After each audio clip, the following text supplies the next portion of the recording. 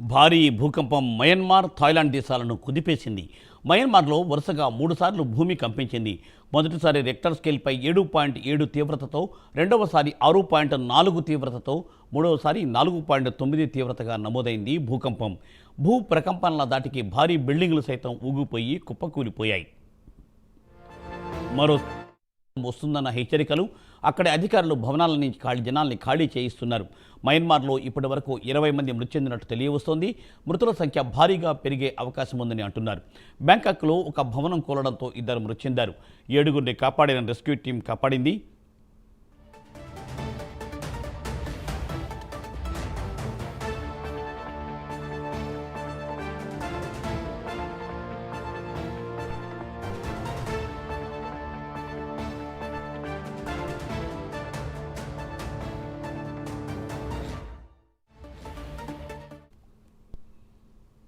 స్థానిక కాలమానం ప్రకారం మధ్యాహ్నం 1:30 బ్యాంకాక్లో ఈ ప్రకంపనలు సంభవించాయి. పలు భవనాల్లో అలారం మోగడంతో ప్రజలు బయటకు పరుగులు తీశారు. పలు కార్యాలయాల అద్దాలు ధ్వంసమయ్యాయి. భీకర ప్రకంపనలకు ప్రజలు గజగజ వణికిపోయారు. ఇక రంగంలోకి దిగిన అధికారులు సహాయక చర్యలను చేపట్టారు. థాయిలాండ్ రాజధాని బ్యాంకాక్తో సహా అనేక ప్రాంతాల్లో ఈ ప్రకంపనలు చోటు చేసుకున్నట్టు తెలియవస్తోంది.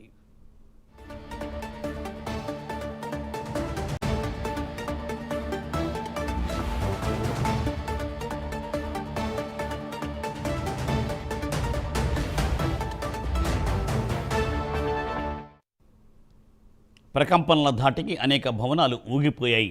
ఓ భారీ భవంతి పై అంతస్తులో ఉన్న స్విమ్మింగ్ పూల్లోని నీరు కిందకు పడిపోయిన వీడియోలు సామాజిక మాధ్యాల్లో వైరల్గా మారాయి. మరోవైపు మయన్మార్లోనూ అనేక భవనాలు ధ్వంసమైనట్లు తెలియవస్తోంది.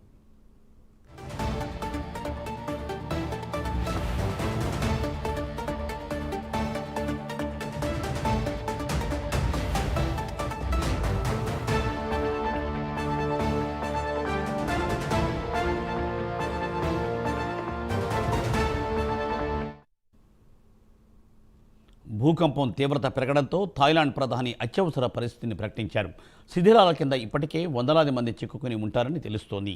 సహాయక చర్యలను వేగవంతం చేయాలని ప్రభుత్వం అధికారులను ఆదేశించింది. చాలా చోట్ల భవనాలు నేలమట్టం కావడంతో శిథిలాల కింద చిక్కుకుపోయిన వారిని రక్షించేందుకు రెస్క్యూ సిబ్బంది రంగంలోకి దిగారు. మయన్మార్, థాయిలాండ్లలో భవనాల నుండి బయటకు వచ్చిన ప్రజలు రోడ్ల మీదే గడుపుతున్నారు. మయన్మార్లో 2 సార్లు భూమి కంపించడంతో ప్రజలు భయాందోళనకు గురవుతున్నారు. వేలాది మంది నగరాలను ఖాళీ చేసి దూర ప్రాంతాలకు పయనమయ్యారు. దీంతో భారీగా ట్రాఫిక్ జామ్ అయింది.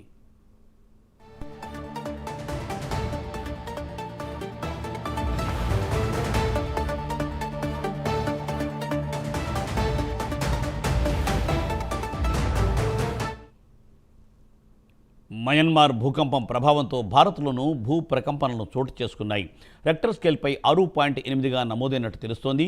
దేశ రాజధాని ఢిల్లీతో సహా కోల్కతా, రాంచీ, త్రిపుర, అస్సాం, పాట్నాలో ఈ భూ ప్రకంపనలు సంభవించాయి. దీంతో భయంతో విద్యార్థులు, లెక్చరర్లు క్లాస్ రూమ్ నుండి బయటకు పరుగులు తీశారు.